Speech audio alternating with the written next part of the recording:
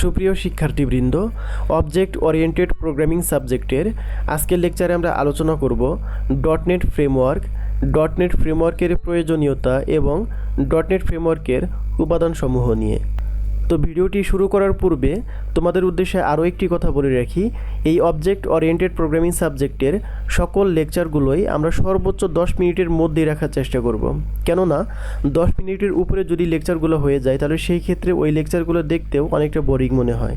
এর জন্য আমি চেষ্টা করব ভিডিওগুলো যতটুকু সম্ভব ছোট করার। তো যাই হোক, আমরা শুরুতে আলোচনা করব ডটনেট ফ্রেমওয়ার্ক নিয়ে। আসলে ডটনেট ফ্রেমওয়ার্ক বলতে আমরা মূলত কী বুঝি একটু খেয়াল করো। ডটনেট ফ্রেমওয়ার্ক হচ্ছে একটি পরিপূর্ণ ডেভেলপমেন্ট এবং নির্বাহ এনভায়রনমেন্ট, যেখানে একজন ডেভেলপার কোনো একটি সফটওয়্যারকে ডেভেলপ করতে পারে এবং রানও করতে পারে। আমরা যদি অন্যভাবে চিন্তা করি তাহলে বলতে পারি যে ডটনেট ফ্রেমওয়ার্ক হচ্ছে এক ধরনের মাল্টি প্ল্যাটফর্ম অ্যাপ্লিকেশন। আর এই ফ্রেমওয়ার্কটি এমনভাবে ডিজাইন করা হয়েছে যেখানে ফ্রেমওয়ার্ক সমর্থিত সকল প্রোগ্রামিং ল্যাঙ্গুয়েজকে ব্যবহার করা যায়, যেমন C sharp, C plus plus, visual basic, Java script ইত্যাদি।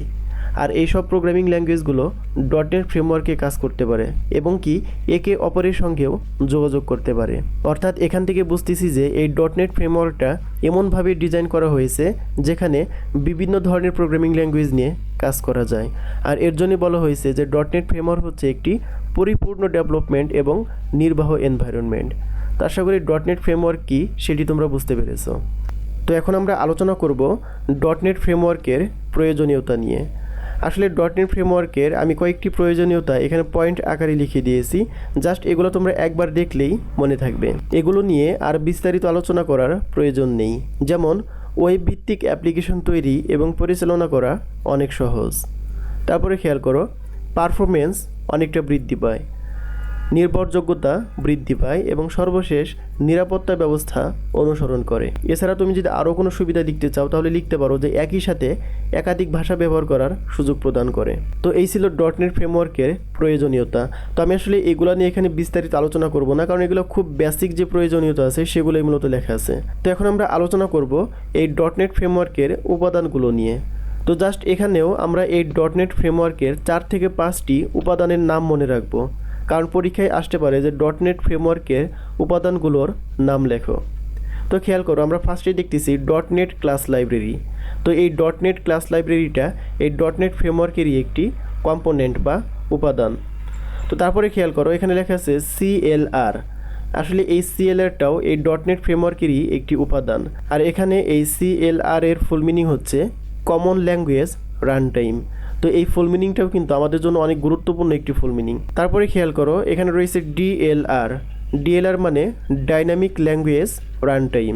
এছাড়া রয়েছে CTS, যার ফুল মিনিং হচ্ছে কমন টাইপ সিস্টেম। এবং সর্বশেষ আমরা আরও একটি উপাদান রেখেছি, সেটি হচ্ছে ডটনেট ফ্রেমওয়ার্ক সিকিউরিটি। তো এখান থেকে এই 5টি উপাদান মনে রাখলেই চলবে। তো এখান থেকে সবচেয়ে গুরুত্বপূর্ণ হচ্ছে এই CLR, DLR এবং CTS, কেননা এই 3টি কোশ্চেনই তোমাদের ফুল মিনিং হিসেবে পরীক্ষায় আসতে পারে। আশা করি এই 3টির ফুল মিনিং তোমরা গুরুত্ব সহকারে কমপ্লিট করে ফেলবা। তো এই ছিল মূলত আমাদের আজকের লেকচার। আসলে আজকের লেকচারটি অনেক ছোট একটি লেকচার।